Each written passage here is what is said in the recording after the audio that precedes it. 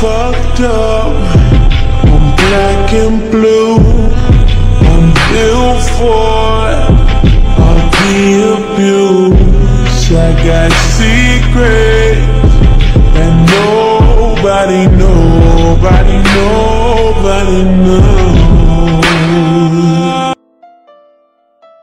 বৃষ্টি ভেজা কর্দমাক্ত রাস্তায় শুশু করে এগিয়ে যাচ্ছে গোটা বিশেক গাড়ি। মেঘলা আকাশে সামান্য ঝড় বৃষ্টি মিলে পরিবেশটা কিছুটা বৈরী। রাস্তার এখানে সেখানে পানি জমে ছোট ছোট ডোবার আকার ধারণ করেছে। জাঙ্কুক কিছুটা বিরক্ত মুখে গাড়িতে বসে আছে। তার বৃষ্টি একদমই পছন্দ নয়। সবচাইতে বেশি অপছন্দ মাটির স্যাঁতস্যাঁতে গন্ধ, যা নাকে আসতেই মাথা ধরে যায়। ড্রাইভারের পাশে সুগা করুণ মুখে বসে আছে। আজ সারাদিন খুব সাবধানে কাটাতে হবে তাকে। কোনো কাজে এদিক সেদিক হওয়া যাবে না, কারণ জাঙ্কুক ঠান্ডা মাথায় তাকে 1 সপ্তাহের জন্য কাজের অজুহাতে আটকে দিয়েছে। উদ্দেশ্য বউ থেকে দূরে থাকা। সুগা আবার বউকে ছাড়া থাকতে পারে না। অনেক কষ্টে জিমিনের বাবাকে পটিয়ে বিয়ে করেছে জিমিনকে। তারপরও বউর সাথে ভাব ভালোবাসা জমাতে পারছে না সে, শুধুমাত্র জাঙ্কুকের জন্য। মাঝে মাঝে জাঙ্কুককে তার বাংলা সিনেমার ভিলেনের বাপ মনে হয়। আজ সুগার জিমিনকে নিয়ে কুয়াকাটা যাওয়ার কথা ছিল। জাঙ্কুক নিজেই তাকে বুদ্ধি দিয়েছিল জিমিনকে সারপ্রাইজ দিতে। সবকিছু যখন রেডি, ঠিক সেই মুহূর্তে জাঙ্কুক সুগাকে নিয়ে গ্রামের বাড়িতে হাজির হয়। তার নাকি গ্রামের পুকুরে মাছ ধরতে ইচ্ছে করছে। তাছাড়া কয়েক মাস আগে জাঙ্কুক তার কেয়ারটেকারকে 12টা ছাগল কিনে দিয়েছিল। সেই ছাগলছানা দেখার জন্যই তার মন যেন আনচান আনচান করছে। এই সকল ভুজুম ভাজুম বুঝিয়ে সকাল সকাল সুগাকে নিয়ে গ্রামে রওনা হয়েছে জাঙ্কুক। দুঃখে সুগার চোখ ভিজে যাচ্ছে কিছুক্ষণ পরপর। দুনিয়াতে এত চাকরি থাকতে মন্ত্রীকে কেন অ্যাসিস্ট্যান্ট হতে হলো তাকে? সুগা, মতি চাচাকে বলেছো আমরা যে আসছি? জি স্যার, আমরা বের হওয়ার আগেই বলেছি। আর কতক্ষণ লাগবে সেখানে যেতে? এই তো স্যার, আর মাত্র আধ ঘন্টা লাগবে। জাঙ্কুক আর কিছু বলল না। পাশে বসা জেহপের দিকে তাকিয়ে মুখ কুঁচকে রইল। জাঙ্কুক তার বাবা জেহপের দিকে তাকিয়ে মনে মনে বলতে লাগলো, হ্যাঁ এটা ঠিক, সকাল সকাল বাবাকে আমি ঘুম থেকে উঠিয়ে গ্রামে নিয়ে যাচ্ছি। তাই বলে কি সারা রাস্তা ঘুমিয়ে কাটাবে সে? সারা রাত কি ঘুমায়নি? তাছাড়া মাও তো 2 দিন আগে গ্রামে চলে এসেছে। তাহলে বাবা রাত জেগে করেছেটা কি? তার মানে বাকি আধ ঘন্টা বাবার ভালোই কাটবে মনে হচ্ছে। কথাগুলো বলে জাঙ্কুক জেহপের উদ্দেশ্যে বলে উঠল, বাবা ঘুমাচ্ছ নাকি? জাঙ্কুকের ডাকে জেহপ নড়ে চড়ে উঠল। সকাল সকাল বেরোতে তার মোটেও ভালো লাগে না। তার উপর কাল থেকে তার মন মেজাজ একটুও ভালো না। জেহপ জাঙ্কুকের কথা পাত্তা না দিয়ে চোখ বন্ধ করে জানালার দিকে হেলান দিয়ে বসলেন। এখন যদি পাহাড় ধসে পড়ে তারপরেও তিনি চোখ খুলবেন না। শুনলাম রাত জেগে নাকি সোশ্যাল মিডিয়ায় মেয়েদের বিরক্ত করছো। আম্মু গিয়েছে 2 দিনও তো হয়নি, তাতেই তোমার এই অবস্থা। এখন বুড়ো বাপের নামে ইফটেজিং এর বিচার আসবে আমার বাসায়? বাবা, বুড়ো বয়সে অবশেষে তুমি কচি মেয়ের দিকে নজর দিলে, বুক কাঁপলো না তোমার? নিজেকে সামলাতে পারারও তো একটা ব্যাপার আছে নাকি? জাঙ্কুকের এরকম কথাবার্তা জেহপ খুব ভালো করে বুঝতে পেরেছে। জাঙ্কুক তাকে বিরক্ত করার জন্য এসব বলছে। তবুও ছেলের মুখ থেকে তার এসব কথা একদমই পছন্দ হলো না। তার ইচ্ছে করছে গাড়ির নিচে নিজের মাথা দিয়ে নিজেকেই পেশে ফেলতে। নির্লজ্জ ছেলে জন্ম দিয়ে পৃথিবীতে বেঁচে থাকার কোনো মানেই হয় না। সে দাঁত কটমট করতে করতে জাঙ্কুকের উদ্দেশ্যে বলল, চুপ করো বেয়াদব ছেলে, বাবা হই তোমার, যা মুখে আসবে তাই বলতে পারো না। বাবা ছেলের কাহিনী দেখে সুগা অসহায় মুখ করে বসে আছে। তার এখন আর কোনো কিছুতেই আফসোস লাগে না। আগে তার প্রচন্ড আফসোস হতো জেহপের জন্য, তবে এখন সবকিছু তার অভ্যাসে পরিণত হয়েছে। কি বলো তো বাবা, আমার কাছে স্ক্রিনশট গুলো আছে। আশা করি গতবারের কথা ভুলে যাওনি নিশ্চিত? জাঙ্কুকের কথা জেহপের মুখটা শুকিয়ে গেল যেন। বাবা ছেলের কথার মাঝে তাদের বিশালবহুল গাড়ি চাকা গর্তে পড়ে হালকা ঝাঁকুনি দিয়ে উঠল। গাড়ির ঝাঁকুনিতে রাস্তায় দাঁড়িয়ে থাকা কয়েকজন তরুণী মুহূর্তে কাদা পানিতে মাখামাখি হয়ে গেল। তাদের মধ্যে কেউ একজন খুব বিশ্রী ভাষায় গালি দিয়ে উঠল জাঙ্কুকদের, যা শুনে আপাতত স্তব্ধ হয়ে বসে আছে জাঙ্কুক। জেহপের মুখটাও কিছুটা হা হয়ে আছে। সুগা হা হা করে হেসে উঠে মুখটা জাঙ্কুকের এবার বন্ধ করে ফেলেছে। ঠিক তখনই জাঙ্কুক বলে উঠে, গালিটা কি আমাদের দিয়েছে সুগা? হ্যাঁ স্যার, আমাদেরই। এটা একটা মেয়ে ছিল তাই তো? সুগা মুখটাকে করুণ করার চেষ্টা করে মাথা নাড়িয়ে হ্যাঁ বলল। মুখ খুললেই যেন ওর মুখ দিয়ে হাসি বেরিয়ে আসবে। আজ যেন সুগার ঈদের মতো শান্তি লাগছে। জাঙ্কুককে হতভম্ব হতে দেখে কলিজা যেন বরফ পড়েছে সুগার। মনে মনে যেন খুব খুশি হলো সে। অন্যদিকে জেহপ ছেলের গম্ভীর মুখের দিকে তাকিয়ে মনে মনে হাসিতে ফেটে পড়ল। একদম ঠিক আছে, আমার সাথে বেয়াদবি করার ফল তুই পেয়ে গেছিস জাঙ্কুক। বাবা বলে তো প্রাধান্যই দিস না আমায়। অচেনা মেয়ের মুখ থেকে গালি শুনতে আশা করি বড্ড ভালো লাগছে তোর। কথাগুলো বলে জেহপ নিজেকে নিজে মনে মনে সান্ত্বনা দিতে লাগলো। থতমত মুখে বাড়িতে প্রবেশ করলো জাঙ্কুক। আজ তার দাদা রুহের মাগফিরাতের জন্য এলাকার এতিম বাচ্চাদের খাওয়ানো হয়। ছেলেকে দেখা মাত্র মিসেস আয়ু সব কাজ রেখে ছুটে এলেন ছেলের কাছে। বাড়ি ভর্তি মানুষ। জাঙ্কুক মায়ের সাথে কথা বলে নিজের রুমে চলে গেল। ফ্রেশ হয়ে তাড়াতাড়ি সবার সাথে দেখা করতে হবে। প্রায় 4 মাস পর গ্রামে এসেছে সে। জিহব আপাতত বইয়ের আশেপাশে ঘিরছে না। ছেলের যন্ত্রণায় তার জীবনটাই যেন অতিষ্ঠ। অতিথিদের মধ্যে জিহবের শিশুকালের ফ্রেন্ড আরেমও তার পরিবার নিয়ে হাজির। স্ত্রীর 2 ছেলে আর 1 মেয়ে নিয়েই তার পরিবার।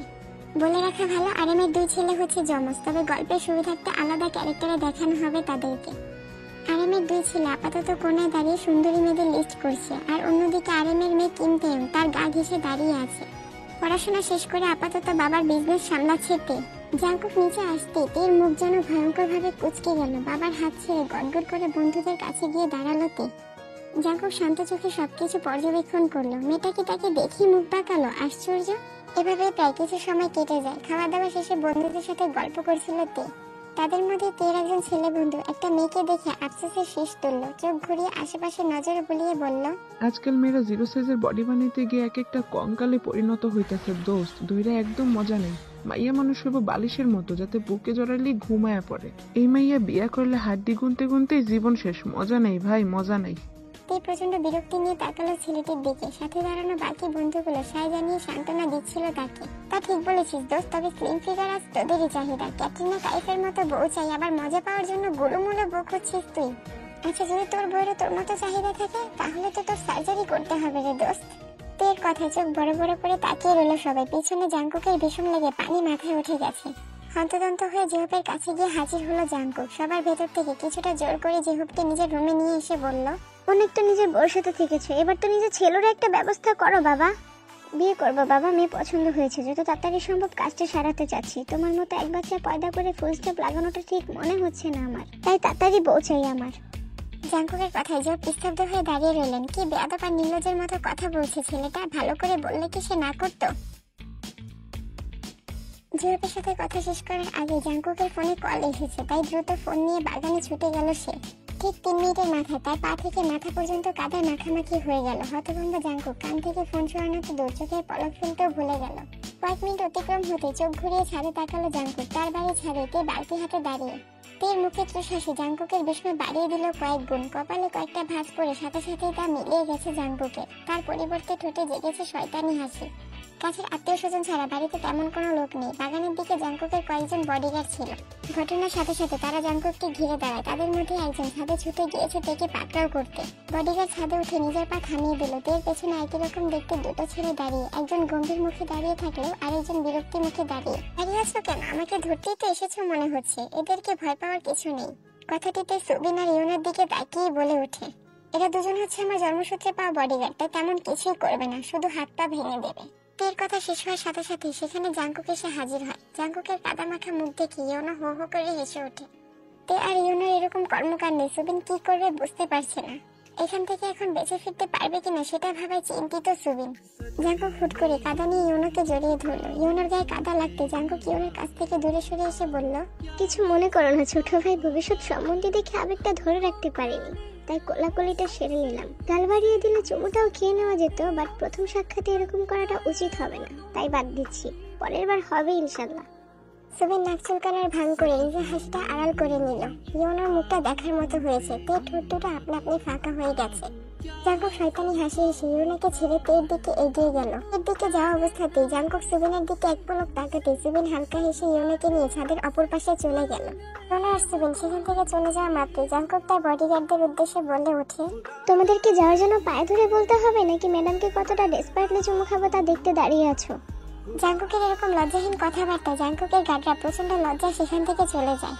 গার্ডরা চলে যাওয়া মাত্রই জাঙ্কুক তের দিকে তাকিয়ে হালকা হেসে বলে ওঠে, রাস্তায় বখাটির মতো গালি দেওয়া মেয়েটা তুমিই ছিলে। দিন দিন বেয়াদবে পরিণত হচ্ছ তে। এমন ভরা বাড়িতে কেউ কাদা দিয়ে ভেজায়? ভেজাতে হলে রুমে আসো, আমাকেও একটু ভেজানোর সুযোগ দাও, হতাশ হবে না। জাঙ্কুকের কথায় তে চেঁচিয়ে উঠতে গিয়েও থেমে গেল। তার বাবা কি করে এমন নির্লজ্জ লোকের সাথে তার বিয়ে দেওয়ার কথা ভাবতে পারে? তে চারদিকে একবার চোখ বুলিয়ে দাঁত কটমট করতে করতে বলে ওঠে, উফ, অসভ্য মানুষ, একদম লজ্জা নেই আপনার, তাই না? একদম ঠিক বুঝেছো সোনা, একটু লজ্জা নেই। বিশ্বাস করো, বিয়ের 9 মাসের মাথায় আমি বাবা হয়ে তোমার শ্বশুরকে চমকে দিতে চাই, তাই আপাতত লজ্জা পাওয়ার রিস্কটা নিচ্ছি না। তোমার উচিত আমাকে সহযোগিতা করা। চলো এক্ষুনি বিয়েটা সেরে নিই। ভিতর থেকে প্রেম বেরিয়ে আসার জন্য লাফালাফি করছে সোনা, বেশিক্ষণ চেপে রাখতে পারবো না। জাঙ্কুকের এরকম বেহায়াপানা কথাবার্তায় তের কান দিয়ে ধোঁয়া বের হওয়ার উপক্রম। তে মনে মনে বলে উঠলো, ছি, একটু লজ্জা নেই, আপনাকে আমি কখনো বিয়ে করবো না, বেহায়া পুরুষ। চিন্তা ভাবনা ভেদ করে জাঙ্কুক আবারও তের উদ্দেশ্যে বলে ওঠে, দেখো তো আমি নিচে যাচ্ছি, বাকি কথা বিয়ের পরে হবে। আর কিছুক্ষণ থাকলেই ঠাস করে চুমু খেয়ে বসবো। তবে তোমার যদি আপত্তি না থাকে তাহলে আমি আরো কিছুক্ষণ থাকার রিস্ক নিতে পারি। জনগণের সেবা করাই তো জাঙ্কুকের কাজ, তাই না সোনা? আর সেখানে তো তুমি আমার বউ। জাঙ্কুকের কথাতে স্তব্ধ হয়ে গেল। বিয়ে তো হলো না, তাহলে বউ কি করে হলো? জাঙ্কুকের মুখের দিকে তাকিয়ে তার সব কয়টা দাঁত ভেঙে দেওয়ার প্রবল বাসনা মনে চাপা দিয়ে ধূপধাপ পা ফেলে নিচে চলে গেল তে। জাঙ্কুকও তার কাদামাখা শরীর নিয়ে তের পিছু পিছু নেমে গেল। যেহেতু সিঁড়ির কাছে দাঁড়িয়ে, মূলত সে ছেলের জন্যই দাঁড়িয়ে আছে। জাঙ্কুকের গায়ের কাদা প্রায় শুকিয়ে গেছে। ছেলের কাদামাখা শরীরের দিকে তাকিয়ে জোপ হু হু করে হেসে উঠল। জোপের হাসির মাঝে জাঙ্কুকের নজর পড়ল তার মা আয়ুর উপর, যে এই মুহূর্তে সুগাকে কিছু জিনিস বুঝিয়ে দিচ্ছেন। জাঙ্কুক জেহপের দিকে তাকিয়ে শয়তানি হাসি হেসে আয়ুকে ডাকতে শুরু করলেন। ছেলের ডাক পাওয়া মাত্র আয়ু ছুটে এসে জাঙ্কুকের উদ্দেশ্যে বললেন, কি হয়েছে বাবা, কিছু বলবে? তাছাড়া তোমার শরীরের এই অবস্থা কেন? তোমার বড় এখানে মেয়েদের পেছু পেছু ঘুরছে, মা ওনাকে কিছু বলো। এই বয়সে এসে এসব করতে ওনার লজ্জা লাগে না? আবার কিছুক্ষণ আগে একটি মেয়েকে দেখে দাঁত বের করে হেসেছে, মা আমি নিজ চোখে দেখেছি। ভার্সিটির কথা মনে আছে তোমার? তোমার সামনেই কত মেয়েদের সাথে ফ্লার্ট করেছে বাবা। উনি আবার মেয়েদের সাথে ফ্লার্ট করা শুরু করেছে, মা আমি আরেকটু ভালো বাবা ডিজার্ভ করি। কথাগুলো বলে জাঙ্কুক মন খারাপের ভান করে নিজের রুমে চলে গেল। বাকিটা আয়ু সামলে নেবেন। সুগা করুণ চোখে জেহপের দিকে তাকিয়ে আছে। এরকম ছেলে থাকলে শত্রুর দরকার হয় না। আয়ু আগুন চোখে জেহপের দিকে তাকিয়ে আছে। সুগা থাকবে না চলে যাবে সেই দ্বিধায় ভুগছে। ঠিক সেই সময় আয়ু বলে ওঠে, সুগা তোমার স্যারের জন্য ছাদের রুমটা খুলে দাও, আজ থেকে সে সেখানেই ঘুমাবে। এসব কি বলছো সোনা? আমি একা কিভাবে? তাহলে কি আরেকটা বিয়ে করতে চাও? আস্তাগফিরুল্লাহ, এসব কি বলো? আমি বিয়ে করব কেন? তাহলে কি বিয়ে ছেড়ে লিভ টুগেদার করতে চাইছো, চরিত্রহীন পুরুষ? কালই আমার ছেলেকে নিয়ে বাবার বাড়ি চলে যাব। কি বলছো সোনা? তোমাকে ছাড়া আমি থাকবো কিভাবে? ছেলেকে একা তার নানুর বাড়ি পাঠিয়ে দিলে হয় না?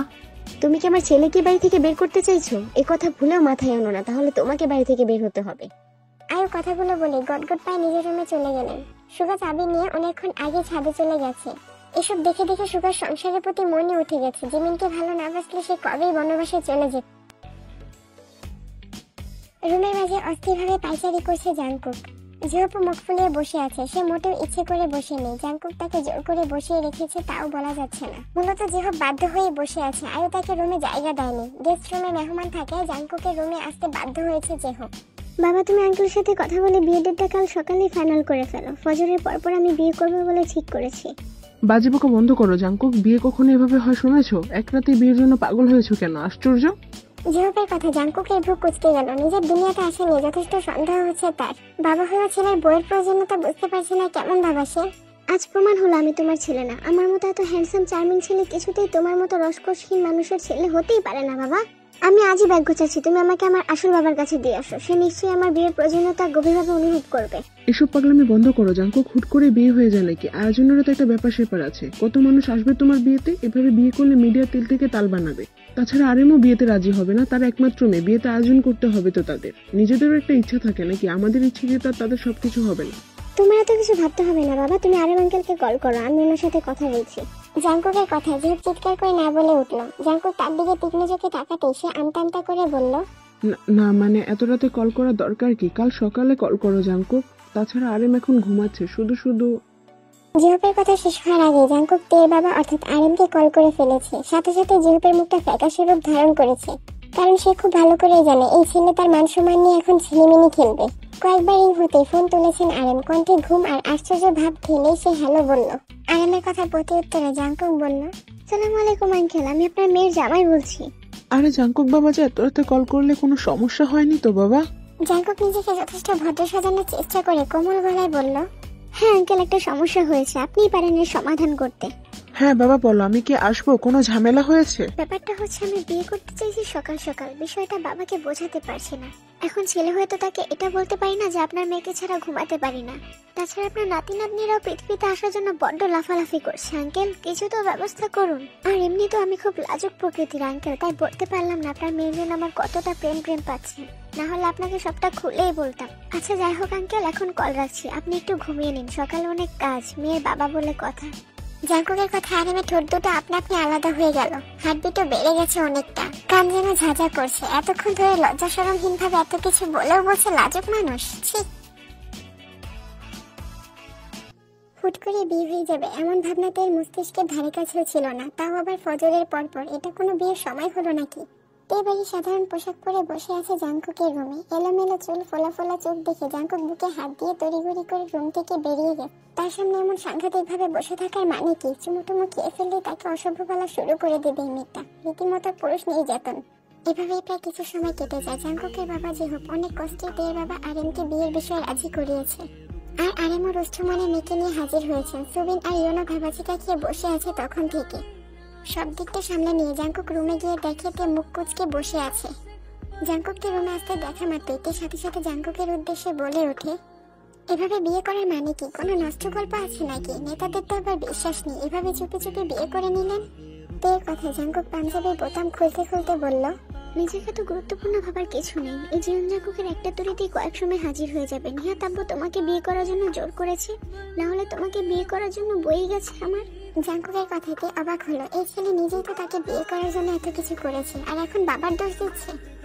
এইসব ভাবতে ভাবতে ধীর পায়ে জাংকুকের সামনে গিয়ে দাঁড়ালো। জাংকুকের চোখে চোখ রেখে বলল, মাত্র না বললেন আপনার একটা তরিতেই কয়েক সময় হাজির হয়ে যাবে? তাহলে বাজান তরি, আমিও দেখি দেশের কোন মেয়ের রুচি এত খারাপ। তের কথা জাংকুক টপাটপ তের গালে চুমু খেয়ে ফেললো। বিস্ময়ে হাঁ হয়ে যাওয়া তের মুখের দিকে তাকিয়ে জাংকুক রাগে কণ্ঠে বলল, একদম আমাকে সিরিয়াস করার চেষ্টা করবে না, দূরে যাও। নেহাত আমি নিজেকে কন্ট্রোল করতে পারি না, হলে তোমাকে চুমু খাওয়া কোনো ইচ্ছেই আমার নেই। এভাবেই প্রায় কিছু সময় কিছুদিন কেটে যায়। আর এর মধ্যে তের মনে জাংকুকের জন্য ভালোবাসা তৈরিও হয়। ধুলো পড়া দুপুরে ক্লান্ত কাকটাও যেন বৈদ্যুতিক খুঁটিতে বসে হাই তুলছে। চারদিকে আলসে দৃষ্টি দিয়ে কাঠফাটা রোদে বারান্দায় দাঁড়িয়ে আছে তে। ক্লান্ত চোখে চারদিকে চোখ বুলাচ্ছে সে। সূর্যের অতিরিক্ত উত্তাপে চামড়া ঝলসে যাওয়ার জোগাড়। পিছনে কারো অস্তিত্ব অনুভব করতে আগন্তুকের দুহাতে প্যারাচালে আটকে পড়ে তে। এভাবে নিজেকে রোদে না পুড়িয়ে আমার উত্তাপে পোড়ালেও তো পারো তে। জাংকুকের মোহনীয় বাক্যে মুহূর্তেই নড়াচড়া বন্ধ হয়ে গেছে তের। কয়েক পলক স্থির হয়ে দাঁড়িয়ে রইল সে। জাংকুক ও প্রিয়সের সান্নিধ্যে থাকা লোকটা সামলাতে পারল না, লেপটে দাঁড়িয়ে রইল তের সাথে। বুকের ওঠানামা দ্রুত গতিতে চলছে তের। তের কাঁপতে থাকা দেহটাকে আর একটু কাঁপিয়ে দিতে কানের কাছে ফিসফিস করে এসে জাংকুক বলল, তোমাকে পোড়াতে এসে আমি তোমার উত্তাপে নিজেই ছাই হয়ে যাচ্ছি তে। ভিতরে এসো, দুইজন এসির হওয়ায় একসাথেই পড়ব। তের কান গরম হয়ে গেল। জাংকুক ঠোঁট টিপে হাসলো তের এই অবস্থা দেখে। তে কোণে দিয়ে ঠেলে জাংকুককে নিজের কাছ থেকে দূরে সরিয়ে দিল। কাঁপা কাঁপা গলায় বলল, বাজে কথা বলবেন না, মাথায় কখনো ভালো চিন্তা আসে না তাই না, নষ্ট পুরুষ কোথাকার। জাংকুকের কপাল কুঁচকে গেল। তার মতো শান্তশিষ্ট ভদ্র শিশুর মতো মানুষকে কেউ নষ্ট বলে? এ কেমন অবিচার। তের কথা জাংকুক তার গলায় গম্ভীর গম্ভীর ভাবে রেখে বলল, আমার মতো ভালো ছেলে পুরো পৃথিবীতে তন্ন তন্ন করে খুঁজলেও তুমি পাবে না, না চাইতেও পেয়ে গেছো তো তাই কদর দিচ্ছ না। ইস, আপনার ভালোপনা দেখলে শরীর জ্বলে যায় আমার। দূরে থাকুন বেহায়া পুরুষ। আমি তোমার কাছে কখন গেলাম? যথেষ্ট দূরত্বে দাঁড়িয়ে আছি। তে হতভম্ব চোখে তার সাথে লেপ্টে থাকা মিথ্যুক মানুষটাকে দেখলো। কাঁপা কাঁপা গলায় বলল, তাহলে আমার সাথে লেপ্টে কে দাঁড়িয়ে আছে? মানুষ ঠিকই বলে, নেতারা মিথ্যুকই হয়। তের কথা জাংকুক নিজেদের দূরত্ব আরেকটু ঘুচিয়ে দিল। আচমকে থেকে কোলে তুলে নিয়ে বিছানায় চলে গেল। তে বাকরুদ্ধ হয়ে সম্পূর্ণ বিষয়টি দেখতে লাগলো। তেকে আরেকটু অবাক করে দিয়ে জাংকুক নিজের পাঞ্জাবি খুলতে লাগলো। তে কাঁপা কাঁপা গলায় জাংকুকের উদ্দেশ্যে বলল, ছি অসভ্য পুরুষ, কি করছেন এইসব? তোমার আর আমার আসল দূরত্ব দূর করছি সোনা। জাংকুকের কথাতে চোখ মুখ কুচকে বন্ধ করে ফেললো। জাংকুক তের দিকে তাকিয়ে মিটমিট করে হাসলো। তের ভাবভঙ্গি দেখে জাংকুক বুঝতে পারলো তেও সবকিছুর জন্য প্রস্তুত। জাংকুক আলতো করে তের ঠোঁটে কিস করে বলল, আজ রাতে শুধু তোমার আমার লোমে লোমে সংঘর্ষ হবে সোনা, আবরণে আবরণে নয়। জাংকুকের কথা শুনে তে সাথে সাথে চোখ খুলে তাকালো জাংকুকের দিকে। অতঃপর বলতে লাগলো, ছি ছাড়ুন আমাকে অসভ্য পুরুষ, আপনার কোনো লজ্জা নেই তাই না? আমার লজ্জা থাকলে তোমার লজ্জা ভাঙাবে কে সোনা? আর তাছাড়া তোমার সামনে অসভ্য পুরুষ হতেও আমার কোনো সমস্যা নেই, কারণ বউটা তো তুমি আমারই। কথাটি বলে জাংকুক আলতো হেসে তের ঠোঁটে আবারও চুমু খায়। অতঃপর রুম থেকে বেরিয়ে যায় বড় বড় পা ফেলে। আর এদিকে তে হতভম্বের ন্যায় জাংকুকের যাওয়ার দিকে তাকিয়ে থাকে। জাংকুক সবেমাত্র বাসায় ফিরল তার রাজনৈতিক বিষয়ক কিছু ইম্পর্টেন্ট মিটিং শেষ করে। বাড়িতে প্রবেশ করার সাথে সাথে জাংকুক দেখতে পেল জিহুক সোফায় বসে বসে টিভি দেখছে। জাংকুকও তার বাবার পাশে গিয়ে বসলো। জাংকুককে দেখা মাত্র জিহুক নড়ে চড়ে বসলো। চশমার উপর দিয়ে ছেলের দিকে তাকালো। এমন বখাটে ছেলেদের মতো তাকাচ্ছ কেন বাবা? জাংকুকের কথা জিহুক মুখ কুচকে ফেললো। চোখ ঘুরিয়ে টিভি দেখে মন দিল সে। অফিসে যাচ্ছ না কেন? সারাদিন বাসায় বসে কি করো তুমি? জাংকুকের কথা জিহুক টিভির দিকে চোখ রেখে বলল, আমি অপশন নিয়েছি। অপশন নিয়েছো মানে? কেন? কি এমন বয়স হয়েছে তোমার বাবা? এখনো তো 17তেই আটকে আছো তুমি। মানলাম একদিন দুই দিন অফিসে না গেলে, এ তো কোনো সমস্যা নেই, তার মানে প্রতিদিন? এই কচি বয়সে অপশন নেওয়ার মানে কি আব্বু? জাঙ্কুকের কথা যে বিরক্ত চোখে ছেলের দিকে তাকালো। বাজে কথা বন্ধ করো জাঙ্কুক, কোন প্রয়োজনের কথা বলতে চাচ্ছ সেটা বলো। আমি অপ্রয়োজনীয় কোনো কথা বলি না আব্বু, তোমার অফিস থেকে জরুরি কিছু তথ্য অন্য কোম্পানিতে পাচার হয়ে গেছে, তাই অফিসে এখন বিশ্বস্ত কাউকে দরকার। কিন্তু আমি আর সুগা কিছুদিনের জন্য অপশন নিয়েছি। বেচারা সুগা বউয়ের আদরের অভাবে প্রাণ যায় যায় অবস্থা, আর আমিও তো আমার বউকে খুব ভালোবাসি, তাই আমি তো আদর ডিজার্ভ করি, তাই না বাবা? আর এই কারণে আমি তোমার কাজ সামলাতে পারবো না, তোমার কাজ তোমাকেই সামলাতে হবে। অনেক তো নিজের বউয়ের ভালোবাসা পেয়েছে, এখন ছেলেকেও পেতে দাও। জাঙ্কুকের কথা যে হতভম্ব ওর দিকে তাকিয়ে থাকে। অতঃপর বলে ওঠে, এই ছেলেকে আমি জন্ম দিয়েছি, আমার বিশ্বাস হচ্ছে না। খবরদার বাবা, আমার মায়ের চরিত্রে দাগ লাগাবে না, তোমার চরিত্র খারাপ হতে পারে, আমার মায়ের নয়। জাঙ্কুক থামবে তুমি? ওকে বাবা, আমি তোমার গুড বয়, তাই থেমে গেলাম। যাই আমার বউকে একটু ভালোবাসা দিয়ে আসি, আমার পরীর মতো বউটা আমার আদর পাওয়ার অপেক্ষায় আছে। কথাটি বলে জাঙ্কুক বড় বড় পা ফেলে রুমের দিকে চলে যায়, আর যে হোক বাকরুদ্ধ হয়ে সেদিকেই তাকিয়ে থাকে। জাঙ্কুক নীরবে রুমে প্রবেশ করে। জানালার বাইরে চাঁদের নরম আলো পড়ছে। জানালার বাইরে চাঁদের দিকে তাকিয়ে ভাবনায় ডুবে আছে তে। জাঙ্কুক ধীর পায়ে তের কাছে গিয়ে দাঁড়ায়। অতঃপর বলে ওঠে, তে এটা কিন্তু ভারী অন্যায়, চাঁদকে যতটা মুগ্ধ হয়ে দেখো, আমাকে তো দেখো না। কি করে দেখবো? আপনি কি দেখার সুযোগ দিয়েছেন কখনো? তের মুখ থেকে এরকম প্রত্যুত্তর আশা করেনি জাঙ্কুক। জাঙ্কুক ভেবেছিল তে হয়তো তার সাথে আবারও ঝগড়া শুরু করবে। ওয়াও, তার মানে তুমি আমাকে দেখতে চাও? চল, আজ হয়তো শুধু তুমি আমাকে দেখবে আর আমি তোমাকে। জাঙ্কুকের এরকম কথাতে একটু বিচলিত হয় না, বরং শান্ত থাকে।